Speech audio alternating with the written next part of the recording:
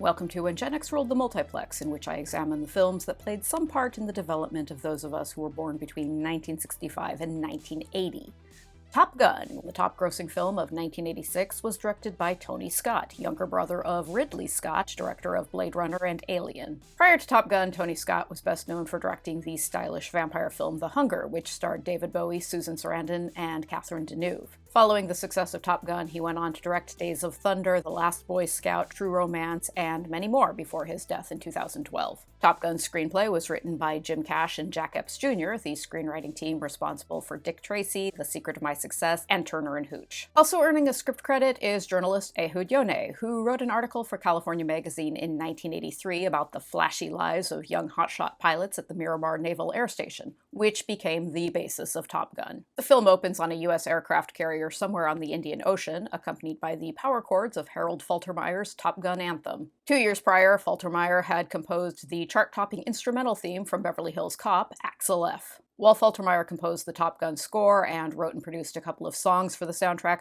most of the soundtrack was written and produced by super producer Giorgio Moroder, who I talked about last episode for his work on the Flashdance soundtrack. This was the best-selling soundtrack of 1986. I bought mine that year at a Pay and Save in Spokane, and yeah, it's pretty great. Opening text tells us about the Fighter Weapons School, which is an elite U.S. Navy program attended by the top 1% of pilots, and which is informally known as Top Gun. Over shots of jets taking off and landing on the aircraft carrier, we hear Danger Zone, sung by Kenny Loggins, who was already famous for the title track from Footloose. Danger Zone, which was composed by Moroder, bursts at the seams with heavy guitars and over-the-top machismo. It'll strike up at several intense moments throughout the film, and like the film itself, Danger Zone is every bit as awesome as it is utterly ridiculous. Everyone on the aircraft carrier jumps to high alert at the sudden presence of two unidentified inbound jets. Fighter pilots in F-14 Tomcats scramble to intercept. One of the F-14s is flown by a pilot with the call sign of Cougar, while in the rear of the jet is his radar intercept officer, his Rio, who mans the weapons system. Cougar is played by John Stockton, who starred in My Science Project and Christine. In recent years, Stockton has pivoted to the director's chair. In addition to other films, he directed 2002's Blue Crush. Cougar's Rio, who has the call sign of Merlin, is played by future Oscar winner Tim Robbins, whom we have seen in Howard the Duck. Serving as Cougar's wingman, which means he's there to provide protection and support, is hotshot pilot Maverick and his Rio, Goose. Maverick is played by Tom Cruise, whom we've already seen in Risky Business. Cruise had already attained a fairly high level of fame by this point, but this is the role that unquestionably made him a superstar. Goose is played by Anthony Edwards, who'd had some big roles prior to this in Revenge of the Nerds, The Sure Thing, and the utterly preposterous Cold War action thriller Gotcha. Edwards would become famous in the 90s for playing Dr. Mark Green on the long-running medical drama ER. Two MiG jets approach the F-14s. Top Gun is deliberately cagey about the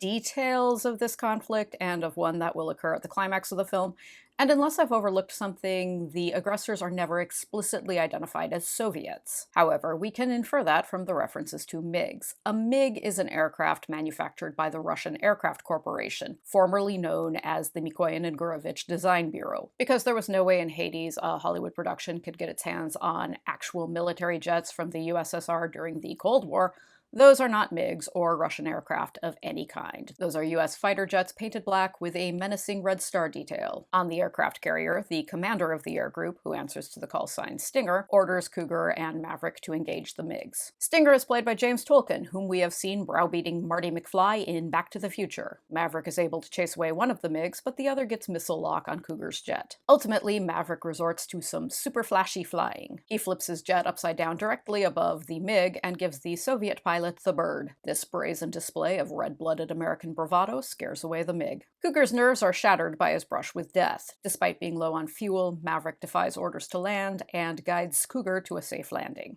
Believing he's lost his edge, Cougar resigns his commission. Stinger summons Maverick and Goose into his office to yell at Maverick for being a brash hothead who disobeys orders. He also makes a derogatory reference to Maverick's father, a brilliant yet reckless pilot who disappeared during the Vietnam War under murky circumstances. Even though Maverick's Maverick's ego is writing checks his body can't cash, with Cougar out of the picture, Stinger has no choice but to send Maverick and Goose to Top Gun. So Maverick and Goose arrive at the Miramar Naval Air Station. They attend a lecture presented by a Top Gun instructor with the call sign of Jester, who is played by Michael Ironside, known at the time for Scanners and the NBC Alien Invasion series V. Jester introduces Top Gun's commanding officer, call sign Viper, who is played by Tom Skerritt, who was Dallas in Ridley Scott's Alien. Viper tells the pilots that at the end of Top Gun, the best pilot will get his name on a plaque and will be offered the chance to return as an instructor. Chief among Maverick and Goose's fellow pilots is the ice-cold and technically flawless Iceman, who is played by Val Kilmer, whom we've already seen in Real Genius, and who would go on to play Jim Morrison, Doc Holliday, and Batman. There are a lot of other familiar faces in this batch of highly photogenic young pilots. We have Iceman's Rio Slider, played by Rick Rossovich, whom we've seen in Streets of Fire and The Terminator, Sundown, played by Clarence Gilliard Jr., whom we have seen in Die Hard, Hollywood, played by Whip Hubley, whom we have seen in St. Elmo's Fire, and Chipper, played by Adrian Pasdar, whom we have seen in Solar Babies and Near Dark. There's also Wolfman, played by Barry Tubb, whom we have not yet seen in anything, though he appears in The Legend of Billie Jean, which I imagine I will analyze here at some point. Tina Marie's Lead Me On plays at a bar where all the pilots hang out and unwind at the end of the day, surrounded by a bevy of horny local women. Maverick makes an ill-advised bet with Goose that he can have sex with a woman on the premises. He spots a beautiful blonde woman named Charlie, who is played by Kelly McGillis, who had made a splash the previous year starring opposite Harrison Ford in Witness. While all his fellow pilots provide backing vocals, Maverick serenades Charlie with You've Lost That Lovin' Feeling, made famous by the Righteous Brothers in 1964. Charlie seems to find this equal parts charming, alarming, and mortifying. While Hot Summer Nights by Miami Sound Machine plays, Maverick tries his best to win Charlie's affections. Charlie leaves him for another man, who is played by retired Rear Admiral Pete Pettigrew, who is the film's technical advisor. Undaunted by rejection, Maverick trails Charlie into the ladies' room and suggests having sex on the countertop. Unsurprisingly, Charlie is not a big fan of this idea. The next day, Maverick discovers Charlie has a PhD in astrophysics, and while she's a civilian, she's one of his Top Gun instructors. The character of Charlie is based on Christine Fox, a civilian instructor at the Miramar Naval Air Station who later became the acting Deputy Secretary of Defense during the Obama administration. The pilots take to the sky for some dogfighting. Maverick shows off his flashy moves by breaking some rules and getting missile lock on Jester, then celebrates by doing a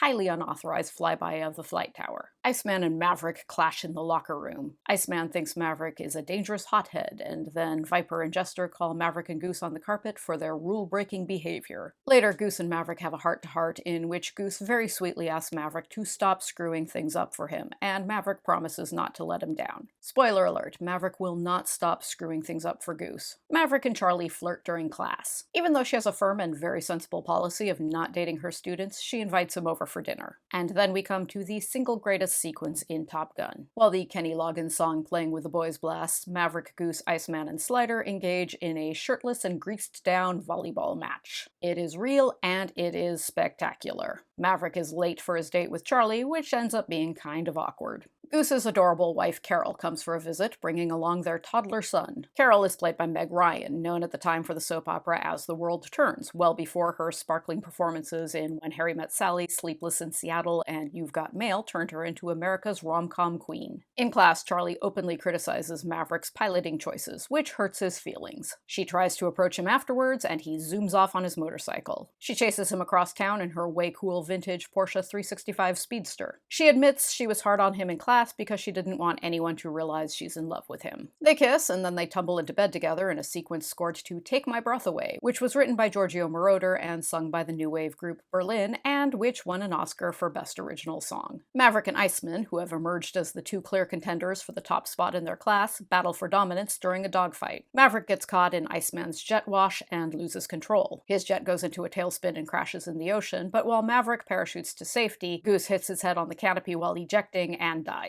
While a panel finds he wasn't at fault, Maverick blames himself for Goose's death and loses confidence in the air. Newly uncertain as to his future, Maverick drops by Viper's home to discuss his options. Viper tells him he flew with Maverick's father in Vietnam. Contrary to official reports, Maverick's father died heroically. Maverick skips the Top Gun graduation ceremony, though he shows up to the reception to congratulate Iceman for being named the best in class. The reception is interrupted by Viper, who announces a crisis situation. A disabled communication ship is stranded in hostile waters. A rescue is ongoing, and the new Top Gun graduates will provide air support. Iceman, with Slider as his Rio, is in the lead, while Hollywood, with Wolfman as his Rio, will be his wingman. Maverick is called upon to serve as backup, with Tim Robbins as Merlin, whom we haven't seen since the opening sequence, as his Rio. Iceman and Hollywood engage a cluster of MiGs. Hollywood's jet is shot down, so Maverick takes to the sky to serve as Iceman's wingman. Maverick suffers a temporary loss of nerve when he gets caught in a jet wash, triggering memories of the accident that killed Goose, but he regains his focus and remains in the fight. Iceman and Maverick shoot down a bunch of MiGs and convince the remaining enemy fighters to retreat. Before landing, Maverick does a flyby of the control tower to show that he's got his moxie back. On the aircraft carrier, Maverick celebrates with Hollywood and Wolfman, who managed to eject safely when their jet was downed. Iceman tells Maverick he can be his wingman anytime, and Iceman and Maverick share a jubilant hug.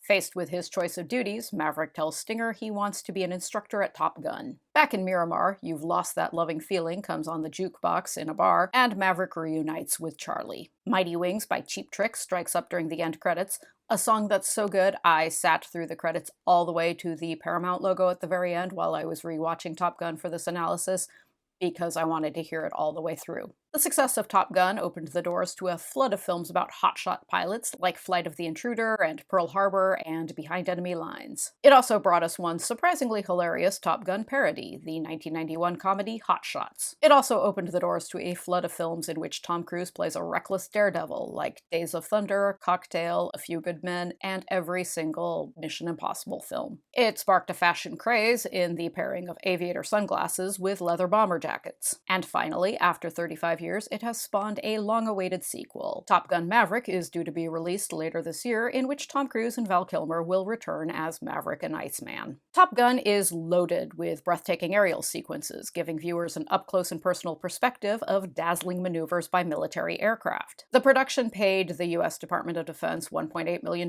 for access to billion-dollar military resources, which included Miramar Naval Air Station and the USS Enterprise aircraft carrier, as well as all the F-14 jets and the real-life Navy pilots necessary to fly them. That $1.8 million was a pretty good bargain for a film with a $15 million budget, but there was a bigger cost attached to it: script approval from the Pentagon. The Department of Defense's Film Liaison Unit vetted the script before filming and changed plot points, including the manner of Goose's death, to make sure Top Gun portrayed the Navy in a positive light. This was a mutually beneficial relationship. The production gained access to resources that would have otherwise been beyond its reach, while the completed film gave the military a powerful recruitment and propaganda tool. Apparently, the number of aspiring naval recruits wanting to become pilots went up by 500% following the release of Top Gun. In fact, the Navy set up recruitment tables at movie theaters to catch jazzed-up filmgoers as they were leaving. Top Gun wasn't the first film to partner with the Pentagon in this manner, and it certainly hasn't been the last, though it remains the most high-profile example of the military entertainment complex,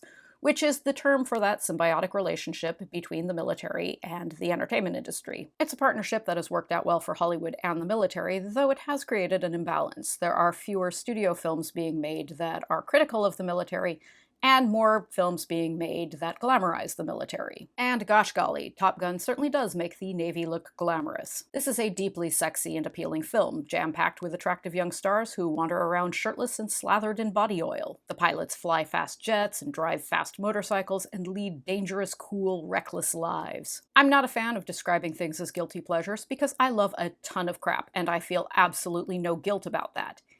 In the case of Top Gun, though, that description might be warranted, because I know very well it is pro-military propaganda, and I greatly prefer my dumb summer movies not to have the fingerprints of the Pentagon all over the script pages. And yet, I still find Top Gun deliriously entertaining. I love the aerial sequences, and the soundtrack, and the acrimonious bromance that builds between Maverick and Iceman, and whatever weird stuff Adrian Pasdar and Clarence Gilliard Jr. keep doing on the edges of scenes in a shameless attempt to grab some spotlight for themselves. Top Gun is a seductively entertaining film that sucks me in every time I watch it. Next time, let's see what kind of crazy shenanigans the kids at Ridgemont High are getting themselves into. Thank you for joining me. Stay safe and well, and I hope to see you back here for that.